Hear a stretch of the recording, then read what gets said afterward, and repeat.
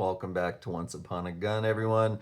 This is the Island Armory 5.0 Enhanced, or as they like to advertise, the 5.0E.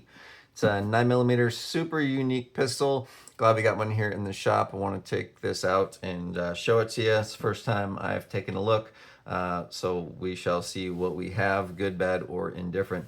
I have not seen one of these in person. Outside of the launch year at SHOT Show, and I vaguely remember it. And that was the original 5.0. This is supposed to be the enhanced one, which has to do with some new cuts and some other things. So we'll see what it looks like. Let's take a look. So you get a pretty basic box in here. Open it up.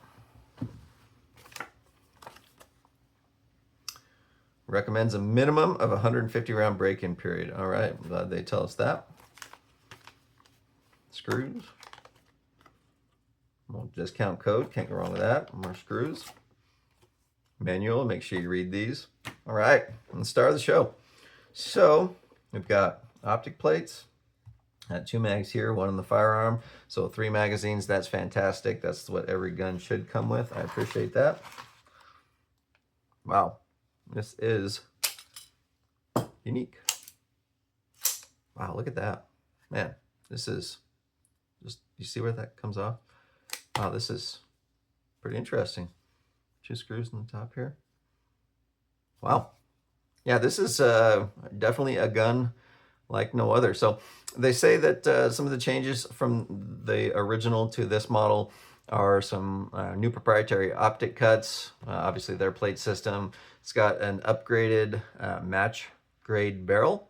They say the slide geometry has improved. It's got a DLC coating, so supposed to make it more durable. And they say that it is largely crafted by hand. So they don't specify what largely means, but this is a pretty unique system. It's almost like tiered when you pull this down. This thing's pretty cool. All right, so it does feel good in the hand. Little forward heavy right now, but obviously if you had a loaded magazine in there, I think it would be pretty well balanced. Wow, this is a super strange look on this thing. Look at that, this barrel. That is pretty cool. I think these serrations here, they call them aggressive serrations, which I certainly agree with. I think it would take some getting used to if you like to come over the top. I think the way that most people run these, if you're coming from the front, you're going to find yourself pulling on the frame here, and it'll probably just take a little practice to be able to stay up on the slide to be able to do that well. I'm sure you could do it. These serrations back here are deep enough to be usable, but if you have an optic on, certainly that would get in the way of those. So you can take a look at the sights here. Nice high-vis fiber optic sight in the front. This is extended, so this is the magazine release, or actually not the magazine release. Slide release is protruded a bit, so this is nice and easy to catch on. You see the trigger with the safety blade in there. There's no texture on the magazine release, which seems a little strange. Certainly usable though. Nice positive engagement, so maybe that's not a problem. I'm just used to seeing a little texture on there, but not that big of a deal. This texture on the grip, kind of like a Talon grip, so that feels pretty good. I do like that. Feels good in the hand. And we'll take a look at the trigger.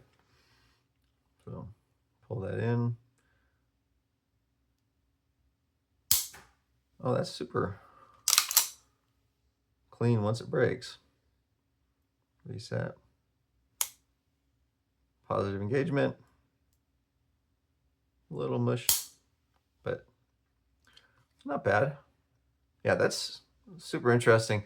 I would love to get this out on the range and actually see how this shoots. I've heard the recoil impulse on this is very different than what you tend to get on most pistols, obviously due to the unique setup of this. So I would enjoy getting the opportunity to shoot this.